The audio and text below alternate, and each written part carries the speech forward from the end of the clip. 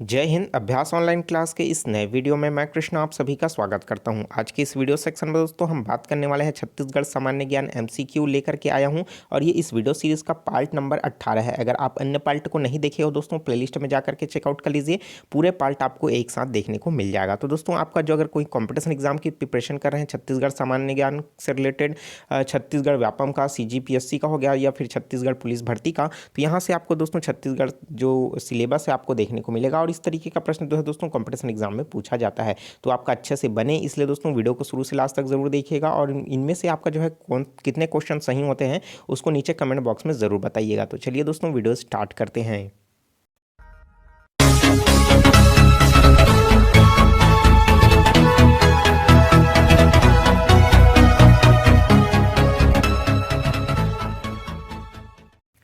तो दोस्तों साथ ही साथ नीचे में कमेंट करके ज़रूर बताइएगा। तो चलिए देख लेते हैं प्रश्न है। पहला सूची 1 दिया गया है और सूची 2 है, उसको मिलाना है। एक तरफ दिया है राजवंश और दूसरा तरफ दिया है दोस्तों शासक। ठीक है, तो प्राचीन नाम है और उनका क्या है, शासक का नाम है। तो एक तरफ है दोस्तों, पहला देख लेते हैं। ए में आपका राजसी तुल्य कुल्य वंश है और दूसरा है दोस्तों सरबपुरी वंश है, तीसरा है पांडु वंश है और चौथा जो है नल वंश है। तो चलिए मिला करके देख लेते हैं दोस्तों। तो राजसी तुल्य कुल्य वंश जो है उनके जो शासक करने वाले जो शासक हैं वो कौन है दोस्तों, भीमसेन है। तो ये क्या हो जाएगा, दूसरा जो है इसके लिए मैच हो जाएगा। उसी तरीके से सरबपुरी वंश की बात करें तो सरबपुरी वंश का जो शासन करने वाला जो शासक है वो है दोस्तों प्रसन्नमात्र है। तो ऑप्शन नंबर जो 4 है इसके लिए करेक्ट होगा। उसी तरीके से पांडु वंश की बात करें तो पांडु वंश है दोस्तों, इसके जो कहा जाए तो शासक हैं वो कौन है, महाशिवगुप्त बालार्जुन, जिन्होंने वाटसा देवी जिनकी माता थी, जिन्होंने क्या है लक्ष्मण मंदिर सिरपुर में स्थापित किया है। आपको पता याद आ चुका होगा। ठीक है, जो कि क्या है आपका महानदी के तट पर ये बसा हुआ है।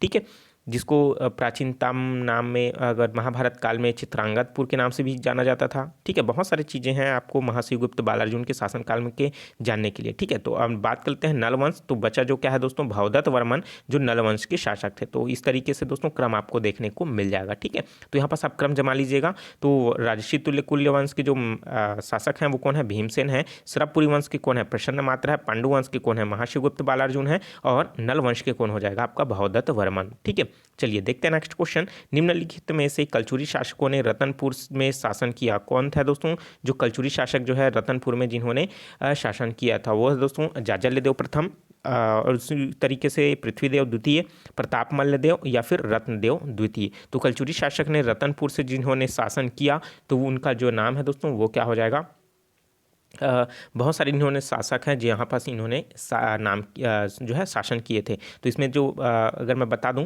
तो वह है दोस्तों, अगर क्रम बताना है ठीक है, तो क्योंकि चारों के चारों हैं दोस्तों इन्होंने जो है रतनपुर में ही शासन किए हैं और चारों के चारों जो है दोस्तों कलचुरी शासक रहे हैं। ठीक है, तो इसमें से हमको क्रम बताना है। तो सबसे पहले जिन्होंने रतनपुर में जो है शासन किया तो वो कौन थे, जाजल्यदेव प्रथम थे। ठीक है, तो सबसे पहले कौन थे, जाजल्यदेव प्रथम। उसके बाद रत्नदेव द्वितीय जो है जिन्होंने अपना शासन किया। उसके बाद है दोस्तों पृथ्वीदेव तृतीय, इन्होंने द्वितीय है जिन्होंने शासन किया। उसके बाद है प्रताप मल्ल जो है शासन किए हैं। ठीक है, तो इस तरीके से आपको जो है क्रम देखने को मिलेगा। पहले जाजल्यदेव प्रथम, दूसरा जो है दोस्तों द्वितीय देव रत्नदेव द्वितीय, उसके बाद है पृथ्वीदेव द्वितीय और है प्रताप मल्ल देव। ठीक है, तो इस तरीके से दोस्तों आपका जो है क्रम जो है तैयार हो जाएगा। देखते हैं नेक्स्ट क्वेश्चन। गांधी जी का सर्वप्रथम जो रायपुर है आगमन किस तिथि को हुआ था, बहुत इंपॉर्टेंट प्रश्न है, बहुत बार जो है पूछा जा चुका है। अगर ऑप्शन को देखने को मिले तो दोस्तों सबसे पहले तो हमको ये पता चल जाता है कि रायपुर में जो आगमन है वो उनके द्वारा 1920 में हुआ था, क्योंकि सभी ऑप्शन में 1920 देखने को मिल रहा है। हमको सिर्फ तिथि बताना है, 1 सितंबर को, 20 सितंबर को, 20 दिसंबर को या फिर 21 दिसंबर को। तो इसके लिए दोस्तों राइट आंसर जो हो जाएगा वो क्या हो जाएगा, 20 दिसंबर को क्या हुआ था, वो छत्तीसगढ़ में उनका आगमन हुआ था। तो 20 दिसंबर 1920 इसके करेक्ट आंसर हो जाएगा। 20 भी आप इसको याद रख सकते हैं। चलिए देखते हैं नेक्स्ट क्वेश्चन। किस सूबेदार के कार्यकाल में छत्तीसगढ़ में पिंडारियों का जो है आक्रमण हुआ था। तो किस सूबेदार के कार्यकाल में जो है पिंडारियों का आक्रमण हुआ था, महिपत राव, केशव गोविंद, बीकाजी गोपाल या फिर सखाराम हरि। तो इसके लिए दोस्तों राइट आंसर जो हो जाएगा बीकाजी गोपाल के जो शासनकाल है उस काल में जो है पिंडारियों का बहुत ज़्यादा आक्रोश था, लूटपाट जो है बहुत ज़्यादा होता था। अगर इसके कार्यकाल की बात करूं दोस्तों तो ये जो है 1808 से 1817 तक जो है इन्होंने जो है शासन किया हुआ था। इस समय कानून जो पिंडारियों का है उनका आक्रमण बहुत ज़्यादा हुआ है। चलिए देखते हैं नेक्स्ट क्वेश्चन। निम्नलिखित कथन में से कौन सा जो है कथन सही है, हमको ये क्या करना है, बताना है। ठीक है, तो निम्न कथन को पढ़ना है, उस अकॉर्डिंग जो है कथन बताऊंगा, उसमें से कौन कौन सा सही है आपको बताना है। जैसे सविनय अवज्ञा आंदोलन के समय छत्तीसगढ़ में जंगल सत्याग्रह हुआ था।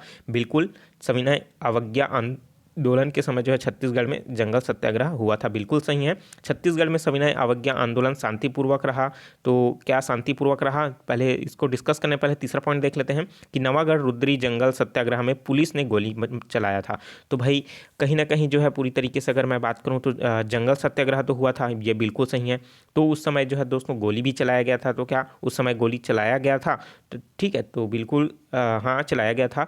लेकिन क्या हो जाएगा, छत्तीसगढ़ में सविनय अवज्ञा आंदोलन जो है शांतिपूर्ण रहा, बिल्कुल शांतिपूर्ण नहीं रहा, क्योंकि दोस्तों अगर नेशनल लेवल पे देखें तो चौरा चौरी कांड जो हुआ था उसके दौरान जो है सविनय अवज्ञा आंदोलन को गांधी जी के द्वारा जो है पूरी तरीके से बंद करवा दिया गया, और जो है पूरी तरीके से जो है सविनय अवज्ञा आंदोलन जो है बंद हो चुका था। ठीक है, तो इस तरीके से पहला और जो है दोस्तों ये हो जाएगा दूसरा और ये हो जाएगा तीसरा, तो मतलब पहला और तीसरा बस क्या हो रहा है इसमें सही हो जाएगा। मतलब पहला और तीसरा हमको कौन सा ऑप्शन में देखने को मिल रहा है, केवल इसमें पहला सही है, पहला दूसरा है, पहला तीसरा है, दूसरा तीसरा रोक सभी, तो मतलब ये पहला तीसरा बस क्या हो जाएगा हमारे लिए करेक्ट आंसर हो जाएगा। ठीक है, चलिए देखते हैं नेक्स्ट क्वेश्चन। छत्तीसगढ़ सरकार ने हिंसा और गौ रक्षा के लिए कौन सा जो है सम्मान स्थापित किया है। तो दोस्तों मैं बता दूं, गौ रक्षा और अहिंसा के लिए जो सम्मान दिया जाता है छत्तीसगढ़ में वो मिनी माता सम्मान है, यति यतन लाल सम्मान है, गुरु घासीदास सम्मान है, या फिर पंडित सुंदरलाल शर्मा सम्मान है।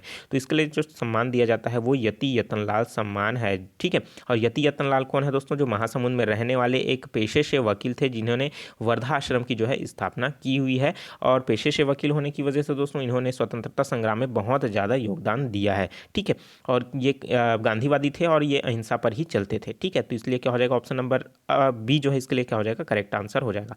पहला देखते हैं इसमें जो दिया है मिनी माता सम्मान, जो कि क्या है छत्तीसगढ़ की पहली महिला सांसद है जिनकी याद में, इनके याद को अमर रखने के लिए, इनके नाम को अमर रखने के लिए, महिला उत्थान के लिए दोस्तों इनका जो है सम्मान दिया जाता है। गुरु घासीदास सम्मान आप मुझे कमेंट करके बताइए कि किस क्षेत्र में दिया जाता है। उसी तरीके से पंडित सुंदरलाल शर्मा को दोस्तों साहित्य के क्षेत्र में जो है इनको सम्मान, इनके क्षेत्र पंडित सुंदरलाल सम्मान जो है साहित्य के क्षेत्र में दिया जाता है, आपको पता होना चाहिए। ठीक है, अगर मैं बात करूं यति यतनलाल सम्मान जो कि प्रश्न में आया हुआ है, तो 2021 में यति यतनलाल सम्मान किसको मिला है, प्रश्न अगर ये पूछे तो दोस्तों जो नारायणपुर स्थित है, कौन सा जगह है दोस्तों, जो संस्था है कौन सा, रामकृष्ण मिशन जो संस्था है उनको जो है दोस्तों ये जो है सम्मान प्राप्त हुआ है, बीजापुर। ठीक है, सॉरी नारायणपुर। ठीक है, तो नारायणपुर जिला में जो संस्था चल रही है रामकृष्ण मिशन, तो उनको जो है यह सम्मान दिया गया है। तो चलिए इसलिए बी ऑप्शन इसके लिए करेक्ट आंसर हो जाएगा। चलिए देखते हैं नेक्स्ट क्वेश्चन। छत्तीसगढ़ उच्च न्यायालय में प्रथम मुख्य न्यायाधीश कौन है। तो इसका आंसर तो आपको जरूर पता होगा, राजेंद्र शुक्ल, WS शशांक, RS गर्ग या फिर HL दत्तू। ठीक है, तो इसके लिए दोस्तों राइट आंसर जो हो जाएगा WS शशांक जो थे छत्तीसगढ़ के उच्च न्यायालय के प्रथम मुख्य न्यायाधीश थे। ठीक है, और मुझे कमेंट करके जरूर बताइए दोस्तों कि अभी जो है वर्तमान में छत्तीसगढ़ के मुख्य न्यायाधीश कौन है। ऑप्शन दे देता हूँ, सरनेम बता देता हूँ, गोस्वामी है। ठीक है, तो इसका आगे का नाम जो है आपको मुझे कमेंट करके बताना है। ठीक है, चलिए देखते हैं नेक्स्ट क्वेश्चन। कौन सा जिला गठन के समय अस्तित्व में नहीं था। मतलब जब जिला का गठन हुआ जो है राज्य गठन के समय, है ना, तो राज्य गठन जब हमारा छत्तीसगढ़ बना उस समय कौन सा जिला जो था अस्तित्व में नहीं था, कांकेर, धमतरी, दंतेवाड़ा या फिर बीजापुर।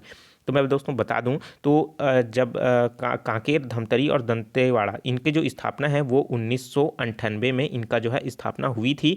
चूंकि अगर मैं बीजापुर की बात करूं तो ये 2007 में जो है इसकी स्थापना हुई। बीजापुर और नारायणपुर दोनों एक साथ इनकी स्थापना हुई, और जस्ट जैसे छत्तीसगढ़ का निर्माण हुआ उस समय जो है 16 जिले थे। ठीक है, और 2 जिले बन करके कितने हो गए दोस्तों, 18 जिले अस्तित्व में आए थे। उसके बाद 2009 आया, उसके बाद उसमें ठीक है और भी 9 जिले बने, उसके बाद है फिर आपका और अलग अलग जिले बनते गए। ठीक है, तो इसलिए क्या हो जाएगा option number the is the correct answer हो जाएगा। बीजापुर जो है अस्तित्व में नहीं था। ठीक है, चलिए देखते हैं नेक्स्ट क्वेश्चन। छत्तीसगढ़ राज्य विधानसभा का प्रथम सत्र कब संपन्न हुआ।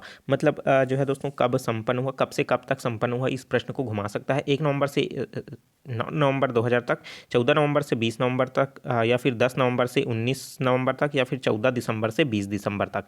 इसके लिए करेक्ट आंसर जो है हो जाएगा दोस्तों, कौन सा हो जाएगा, तो ये हो जाएगा 14 दिसंबर से 20 दिसंबर 2000 तक जो है इसका सत्र जो है चला था। ठीक है, तो इसलिए क्या हो जाएगा, option number D is a correct answer. याद रखिए 14 दिसंबर से 20 दिसंबर तक जो है इसकी सत्र जो है चला हुआ था। चलिए देखते हैं दोस्तों नेक्स्ट क्वेश्चन। छत्तीसगढ़ में निम्नलिखित में से कौन सा जिला है मुख्यालय नहीं है। तो छत्तीसगढ़ में निम्न में से कौन सा जिला मुख्यालय नहीं है। प्रश्न आपको समझ आ चुका होगा, अगर समझ नहीं आ रहा है तो मैं आपको समझा देता हूँ। देखिए जैसा क्या है, अगर मैं बात करूँ कवर्धा की, ठीक है, कवर्धा की अगर मैं बात करूं दोस्तों तो इसका जिला मुख्यालय क्या है, कबीरधाम है। ठीक है, उसी तरीके से अगर मैं सरगुजा की बात करूं दोस्तों तो उसका मुख्यालय कौन सा है, अंबिकापुर है। तो वैसा ही इन नीचे दिए हुए 4 ऑप्शन में से कौन सा ऐसा जिला है जिसका जिला मुख्यालय नहीं है। ठीक है, तो बलौदाबाजार का मुख्यालय कौन सा है, बलौदाबाजार है। रायपुर का मुख्यालय क्या है, रायपुर है। कांकेर का मुख्यालय क्या है, कांकेर है। बस्तर का मुख्यालय क्या है दोस्तों, बस्तर है क्या, नहीं है, क्या है, जगदलपुर है। क्या है, जगदलपुर है।